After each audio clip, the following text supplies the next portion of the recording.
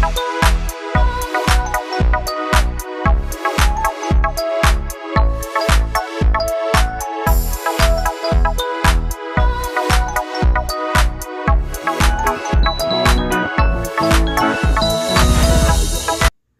అండి, నమస్తే. Welcome to my channel ఆనందాల హరివిల్లు.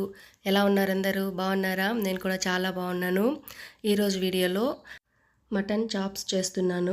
మటన్ రెసిపీస్లో కొంచెం వెరైటీగా కొంచెం గ్రేవీ టైప్ చేస్తున్నాను.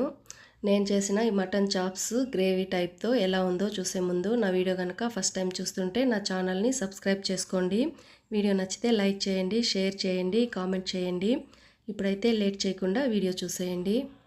ఇక్కడైతే మటను చాప్స్ టైప్ కాకుండా కూర అనేది అటాచ్డ్గా అలానే ఉంది. మనకు అవసరం అనుకుంటే కూరని కట్ చేసి తీసేసామంటే ఎముకలు చాప్స్ షేప్లో వస్తుంది. కాకపోతే నేను అలా ఏం చేయలేదు. కూర ఎలా ఉందో డైరెక్ట్గా అలానే వేసి చేసేస్తున్నాను. కొంచెం గ్రేవీ టైప్ చేస్తున్నాను కాబట్టి అలానే వేస్తున్నాను. మనము ఫ్రై లాగా చేసుకోవాలనుకుంటే ఇలాగా కూరని సపరేట్ చేసేస్తే ఎముకలు అనేది చాప్స్ షేప్లో బాగుంటుంది. నేను ఇక్కడ గ్రేవీ టైప్ చేస్తున్నాను కాబట్టి కూరను అలానే పెట్టేసి నార్మల్గా చేసేస్తున్నాను. ఇప్పుడైతే మటన్ బాగా క్లీన్ చేసి పెట్టుకున్న తర్వాత అందులోకి కొద్దిగా పసుపు, మటన్కి సరిపడా ఉప్పు, 1 స్పూన్ దాకా కారం వేసుకొని ఈ ఉప్పు కారం మటన్కి బాగా పట్టేలాగా కలుపుకొని ఒక అరగంట పాటు పక్కన పెట్టేశాను. స్టవ్ మీద ప్యాన్ పెట్టుకొని అందులోకి కొద్దిగా ఆయిల్ వేసుకొని కొద్దిగా లవంగాలు, దాల్చిన చెక్క, ఒక 4 యాలకులు వేసుకున్నాను. నేను ఇక్కడ 3/4 కిలో మటన్తో చేస్తున్నాను కాబట్టి దానికి సరిపడా మసాలాలు అనేవి తీసుకుంటున్నాను. మంటను లో ఫ్లేమ్లో పెట్టుకొని ఫ్రై చేసుకుంటే బాగా ఫ్రై అవుతాయి. ఇవి కొంచెం ఫ్రై అయిన తర్వాత కూరకి సరిపడా ధనియాలు అనేది తీసుకున్నాను. ఇక్కడ నేను ధనియాల పౌడర్ వాడట్లేదు. కూరకి సరిపడా మొత్తము ధనియాలే వాడుతున్నాను కాబట్టి కొంచెం ఎక్కువగానే తీసుకున్నాను. ఇప్పుడు ఇందులోకి కారానికి సరిపడా ఎండుమిర్చి తీసుకున్నాను.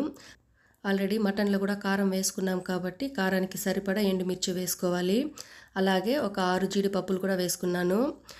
జీడిపప్పు వల్ల గ్రేవీ టేస్ట్ చాలా బాగుంటుంది.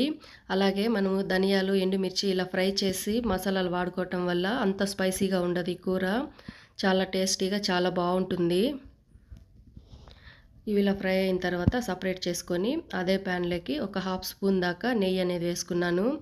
ఇందులోకి ఇలా కట్ చేసుకున్న ఆనియన్స్ని కూడా వేసుకొని బాగా ఫ్రై చేసుకోవాలి. లైట్ గోల్డెన్ బ్రౌన్ కలర్ వచ్చేదాకా ఫ్రై చేసుకోవాలి ఆనియన్స్ని. ఆనియన్స్ నెయ్యిలో ఫ్రై అవటం వల్ల టేస్ట్ చాలా బాగుంటుంది. మంచి ఫ్లేవర్ కూడా వస్తుంది కర్రీకి. అందుకని చెప్పి నెయ్యి అనేది యాడ్ చేశాను. ఇలాగా ఆనియన్స్ కలర్ చేంజ్ అయ్యేదాకా ఫ్రై చేసుకుంటే సరిపోతుంది. ఇప్పుడు వీటిని చల్లారబెట్టుకుందాం. ఇప్పుడైతే స్టవ్ మీద కుక్కర్ పెట్టుకొని అందులోకి కొద్దిగా ఆయిల్ వేసుకొని ముందుగా మసాలాలు అయితే కలిపి పెట్టుకున్నాం కదా మటన్కి, ఆ మటన్ అంతా కూడా ఇందులో వేసుకొని బాగా ఫ్రై చేసుకోవాలి. మటన్ ఫ్రై అయ్యేటప్పుడు ఇందులో నుంచి వాటర్ అనేది రిలీజ్ అవుతుంది. ఆ వాటర్ అంతా కూడా బాగా ఇంకిపోయేదాకా ఫ్రై చేసుకోవాలి.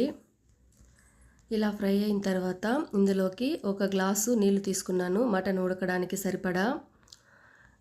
ఇలా నీళ్లు తీసుకున్న తర్వాత మూత పెట్టేసి ఈ మటన్ ఒక 80% ఉడికితే సరిపోతుంది. ఒక 2 విజిల్లు లేదా 3 విజిల్లు అయితే మటన్ పర్ఫెక్ట్గా ఉడికిపోతుంది. ఇప్పుడు ముందుగా ఫ్రై చేసుకున్న మసాలాలని మిక్సీ పట్టుకుందాం. నేను ఇక్కడ ఫస్ట్ ధనియాలు, ఎండుమిరపకాయలు ఫ్రై చేసుకున్నాను కదా, అది ఇలా పౌడర్ లాగా చేసుకున్నాను. ఇప్పుడు ఇందులోకి ఫ్రై చేసి పెట్టుకున్న ఆనియన్స్ని కూడా వేసుకొని ఫైన్ పేస్ట్ లాగా మిక్సీ పట్టుకోవాలి. చూడండి, ఇలాగా రుబ్బుకుంటే సరిపోతుంది. ఇక్కడ మటన్ కూడా ఒక 80% దాకా ఉడికిపోయింది. ఇప్పుడు స్టవ్ మీద ఒక కడాయి పెట్టుకొని అందులోకి తగినంత ఆయిల్ వేసుకొని అల్లం తెల్లగడ్డ పేస్ట్ వేసుకొని పచ్చివాసన పోయేదాకా ఫ్రై చేసుకోవాలి. ఆల్రెడీ మసాలాలన్నీ కూడా ఆయిల్లో ఫ్రై చేసుకున్నాం కాబట్టి అల్లం తెల్లగడ్డ పేస్ట్ మాత్రమే బాగా ఫ్రై అవ్వాలి. ఇలా బాగా ఫ్రై అయిన తర్వాత ఇందులోకి మనం ముందుగా మిక్సీ పట్టుకున్న మసాలాను కూడా వేసుకొని కొంచెం సేపు ఫ్రై చేసుకోవాలి. చాలా వెరైటీస్ ఉన్నాయండి ఈ చాప్స్లో చేయడానికి. నేనైతే ఇక్కడ కొంచెం గ్రేవీ టైప్ చేస్తున్నాను కాబట్టి ఇలాగ చేస్తున్నాను. ఈ గ్రేవీ ఎక్కువ స్పైసీగా ఉండదు. చిన్నపిల్లలు కూడా హ్యాపీగా తినచ్చండి, చాలా బాగుంటుంది. మనకి స్పైసీగా ఎక్కువగా కావాలనుకుంటే ఇంకొంచెం కారం అనేది, మసాలాలు అనేది ఎక్కువగా యాడ్ చేసుకోవచ్చు. నేనైతే ఇక్కడ ఎక్కువ స్పైసీగా లేకుండా చేస్తున్నాను కాబట్టి ఇలానే చేస్తున్నాను. ఇప్పుడు ఇలా ఫ్రై అయిన తర్వాత ఇందులోకి ఉడికించి పెట్టుకున్న మటన్ని వేసుకొని కలుపుకోవాలి. ఇదైతే మటన్ ఉడికించుకున్న నీళ్ళు, ఇది కూడా వేస్ట్ చేయకుండా గ్రేవీలోనే వేసుకొని కలుపుకోవాలి. ఇప్పుడు ఈ మటన్ అంతా కూడా మసాలాలో ఒకసారి కలుపుకొని కొంచెం సేపు ఫ్రై చేసుకోవాలి. ఇలా ఆయిల్ సపరేట్ అవుతుంది కదా, ఇందాక ఫ్రై అయితే సరిపోతుంది. ఇప్పుడు ఇందులోకి మటన్ ఉడికించుకున్న నీళ్ళు ఉంది కదా, అది వేసుకొని మనకు గ్రేవీ కన్సిస్టెన్సీ ఎంతవరకు అవసరమో అంతవరకు ఉడికించుకుంటే సరిపోతుంది. ఇక్కడ తీసుకున్న మసాలాలు కానీ అలాగే మటన్ ఉడికించుకున్న వాటర్ కానీ ఏది వేస్ట్ చేయకుండా గ్రేవీలో వేసుకొని కలుపుకుంటున్నాను. గ్రేవీ అయితే చాలా చాలా టేస్టీగా ఉన్నిందండి. రైస్ కానీ చపాతీ కానీ దేనికైనా సరే చాలా టేస్టీగా ఉంటుంది గ్రేవీ. ఇప్పుడు ఇందులోకి రుచికి సరిపడా ఉప్పు వేసుకోవాలి. మనం ఆల్రెడీ మటన్ ఉడికించేటప్పుడు మటన్కి సరిపడా ఉప్పు మాత్రమే వేసుకున్నాం కాబట్టి ఇప్పుడు గ్రేవీకి సరిపడా ఉప్పు కరెక్ట్గా వేసుకుంటే సరిపోతుంది. నేను ఇప్పుడు ఈ గ్రేవీ లాగా కనిపిస్తుంది కదా, ఈ గ్రేవీ మొత్తం కూడా పూర్తిగా ఇంకిపోయేదాకా ఫ్రై చేసుకుంటున్నాను. చూడండి, లైట్ గ్రేవీ ఉండేలాగా ఇలా ఫ్రై చేసుకున్నాను. ఒకవేళ మీకు ఇలా వద్దు, గ్రేవీ మొత్తం అలానే ఉండాలనుకుంటే కొంచెం సేపు ఉడికించుకొని ఆఫ్ చేసేస్తే సరిపోతుంది. నేనైతే గ్రేవీ బాగా చిక్కబడేదాకా ఇలా ఫ్రై చేసుకున్నాను. చూడండి, మటన్ చాప్స్ రెడీ అయిపోయింది. చాలా టేస్టీగా ఉన్నిందండి. ఇంట్లో అందరికీ కూడా చాలా బాగా నచ్చింది. మీ అందరికీ కూడా నచ్చిందని అనుకుంటున్నాను. నా వీడియో కనుక నచ్చితే నా వీడియోని లైక్ చేయండి, నా ఛానల్ని సబ్స్క్రైబ్ చేసుకోండి. ఇంకో మంచి వీడియోతో మళ్ళీ కలుద్దాం. Thank you for watching. Bye అండి.